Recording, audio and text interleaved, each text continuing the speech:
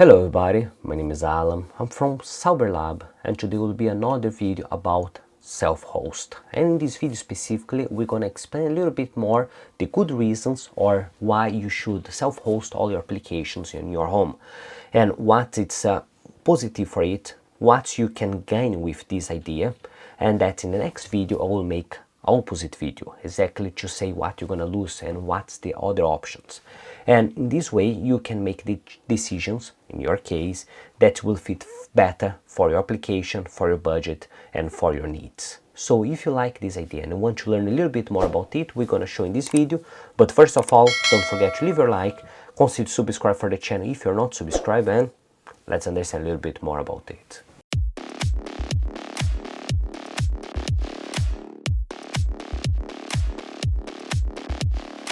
So before I start to try to convince you that self-host is a good thing that you can do, not everyone will want to self-host your own system. Not everyone will want to have the dedication to install your system, to monitor it, to manage it, and worry about it. Sometimes they only want to use, let's say, some drive, and that they prefer to contract Google Drive to have this one, or Dropbox or others drive only to don't worry about anything. This reason that this video will not be for everyone, but if you follow this channel, you're gonna understand that I like to host and control my system. So let's try to understand why it's interesting for you to self-host or have your server in your house. First of thing, to self-host, you need to have a hardware to host it. And in order to decide what kind of hardware that you're gonna need, you need to understand what kind of application that you would like to run in this hardware. So in this way, it's quite simple for you to have an idea. So once that you go to self-host, you have a lot of applications that you can run. You can virtualize your system, you can use Docker, you can use Proxmox, you can use virtual machines and other things. Let's focus a little bit more for Docker, because I use more videos about it. In the Dockers you have different containers. Different containers means that will be different boxes, and those boxes will run the applications that you want to run it.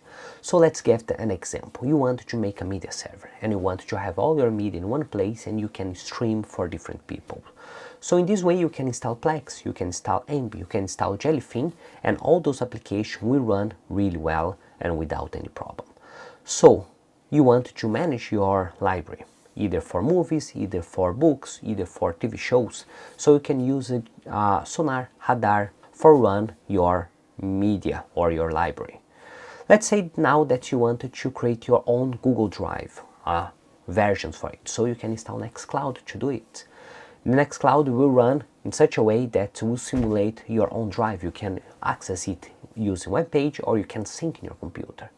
But let's say that you wanted to have all your pictures in that place. So you can use PhotoPrisma, you can use Image, you can use other applications to manage your pictures. In this way you can backup automatically those pictures for your system and run it. But let's not focus only on the Docker. If you have your self-host system, you can use SMB. And SMB will guarantee that all the computers, your network, is accessible. And in this way, you can have all the data in one shared location, one central location, and the rest of the computers will access it according to needs. It's really interesting if you wanted to have correlation of people who work with the information. Imagine that you want to drop a picture there and you go for another computer and that you do some activity there and that you come back in your laptop and go for your bed and start to use the picture, so you do something else with those informations. You are not locked to get a flash drive or send an email or transfer for the other computer and that you go there and start to use.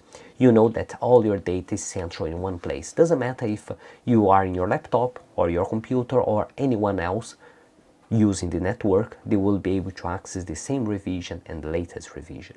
This is really interesting, principally for control and be sure that everything that you need will be there. Other thing, it's the performance. The difference for a cloud or VPS, you are a little bit more blocked for how much performance that you can have. If you want to use a media server, it's good to have a hardware acceleration. And if you want to have a hardware acceleration, you can choose a CPU that have a hardware acceleration, or you can get a graphic card. Depending how many users that you want, you're gonna look for a graphic card, a Quatron P2 or something that you can have a lot of transcriptions in the same time. If you want to only to use simple applications, not so much, you can have a simple system as well. You can run in an old computer with dual core, and this system will run well without any problem. So this is what you can configure. You can choose a really expensive hardware and run it in the best way possible, and that you have a lots of horsepower to run all of your applications. Or if you don't need everything, you can run in a small system and that will have exactly the same performance. You're gonna have a similar experience until you start to use that extra applications that will miss, but in most of the cases will be fine for file sharing, will only be stop if you wanted to use for media or something else. Other thing that's interesting is the platform that you can choose. You can choose different operating system to run in your system. You can use Proxmox in your system, you can use TrueNAS in your system, you can use OpenMediaVault, you can use Unraid and other applications. Other thing that's interesting is the cost of your self-host application. So if you guys come here my screen, I try to make an idea how much will cost if you decide to self-host your own system. So I put some points that needed to be considered. Of course, will not have all the information there because everything depends which case that you're gonna use. But let's say that I have three classifications. The first one, I decide a server. I don't decide a new server, I use a used server. Maybe I bought one for, let's say, £200. I decide to buy a new Synology because I didn't find a used one, so I decided to go for a DS923 Plus, and I want to go for Raspberry Pi. I decided to get Raspberry Pi 5 because just released a short time ago, so it's interesting. In this case, here will be the price of the system. If I go for my server, I will pay around 200. If I go for my Synology NAS, I will pay around 500. And if I go for my Raspberry Pi, I will pay around £60. Raspberry Pi is much cheap, I know. We'll have some limitations, I will tell in next video, but in this case we're only gonna say about price. Other thing, I decided to have two hard drives of 8 terabytes because I want to run as a mirror. If I have two hard drives of 8 terabytes and I run a mirror, one of the hard drive can fail and I still have the data for the other one. And also I will have total of 8 terabytes of data. It's valid and for me to use. So if I look for my hard drive, the cost of those hard drives will be around £233 each hard drive. So what I decided to do, I decided that a hard drive, those that I decide have a 5 years warranty, and after 5 years I would decide to replace it for new ones. So the cost of hard drive per year will be around £89. What it means? It means that two hard drives of 223 times 2 divide for 5 years that they can rest, and I will spend around £89 per year of hard drive to have 8 terabytes available for me. Then I go for the power consumption, because once that you're running your system, you have some power and this will use that energy. And what you need to consider is how much power we use each system. What I put in consideration will be only the CPU, because normally will be the average of power that they will use. If I have more RAM memories, if I have more hard drives, if I have more graphic card and everything, will consume more. But let's say that I only consider the CPU because both or all the options have a CPU and I know the power for each CPU. So in the case of the server, I say that we'll have 95 watts of power consumption. In the case of Synology NAS will be around 25, and the case of Raspberry Pi will be around 6.4 watts.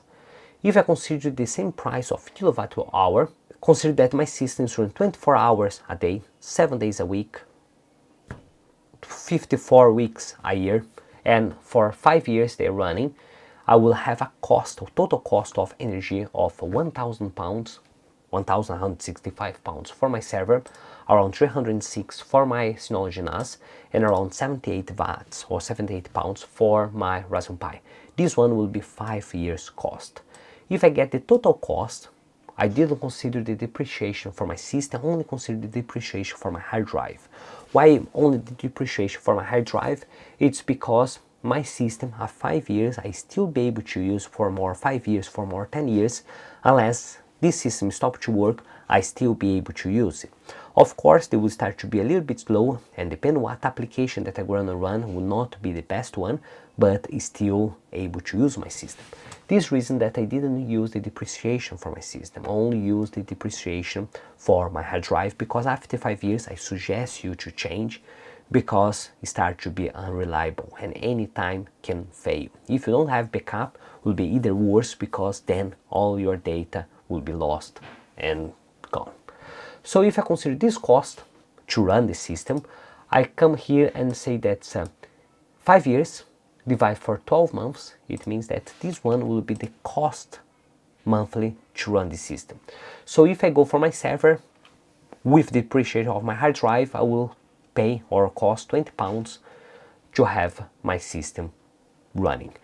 In the case of Synology NAS will be 6.6, and the case of Raspberry Pi will be 2.79. Of course, if you look for those options, the difference of price is not so much. If I look for this computer, yes, will be a lot of more, almost 10 times more than the Raspberry Pi. But one thing that you need to consider that Raspberry Pi will use a USB and Synology will use directly the SAT. So only some things that you have an idea. But we're not gonna put the bad side of to self-host. I will only say about what you need to consider. Now the next stage that I will say that's really good for you self-host your system, it's learning curvature and trial test. Suppose that you want to learn how to do a website and you want to use WordPress. If you don't have your host or your server running your house, you're gonna need to look for a web host, and you're gonna need to pay the web host. If you decide to pay only for 1 month, it will cost quite a lot. If you decide to pay a little bit more, it will cost less, but then you need to host that system for a little bit longer. And suppose that you only want to learn how to create a WordPress or make some trials after this one you want to delete, and you don't want that your server or your website is public for everyone. You want to do some trials internally in your house until you are sure that everything is running well. In the case of your self-host, you can install WordPress in your system, you can make all the tests, you can run it, and once that you feel confident, you can download this information and export for external website, and that will be public. But at least internally will not be public, and all the data will be saved, and you can delete anytime. You can recreate your host, your WordPress, without be worried that you're gonna lose any information. You can have a lot of different applications. You can learn with those applications. You can know how to use Docker. You can learn how to create SSL certification. You can learn how to manage some websites. You can install some applications for either manage a host, website host, and that in this way you can apply it in the future for your work or for your personal life, or either for only as part of knowledge for yourself. Also, it's an option for backup.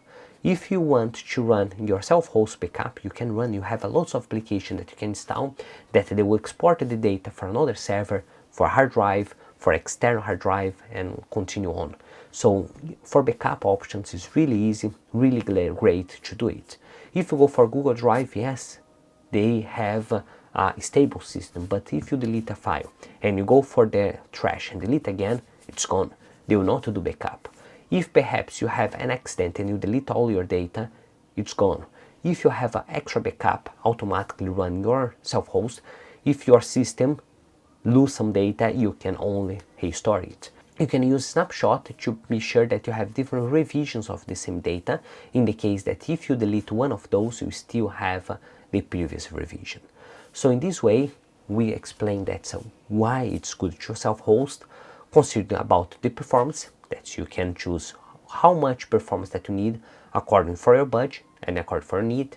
You can manage the cost of it. You can go for a really expensive system if you need it, or you can go for a cheap system if you don't need it. And you always can use a really old computer to start running, see what you need, and that go for next stage. You can have the hardware the way that you want. You can have your system to perform the way that you want, and you can have a lot of applications on the top of this. You are not restricted only to the applications that the cloud give you. You can have any application that you want and run in the way that you want. And in the end, it's the learning curvature. Learn is the best thing that you can do for yourself. Once that you start to learn how to do a Docker, how to run it, and how to make it work better for your needs, you start to understand better, and this one you can use for your career, you can use for your self-learning and everything. So guys, we arrive at the end of the video. If you guys like this video and think that was interesting, don't forget to leave a like, consider subscribe for the channel if you're not subscribed, and see you next time. Bye.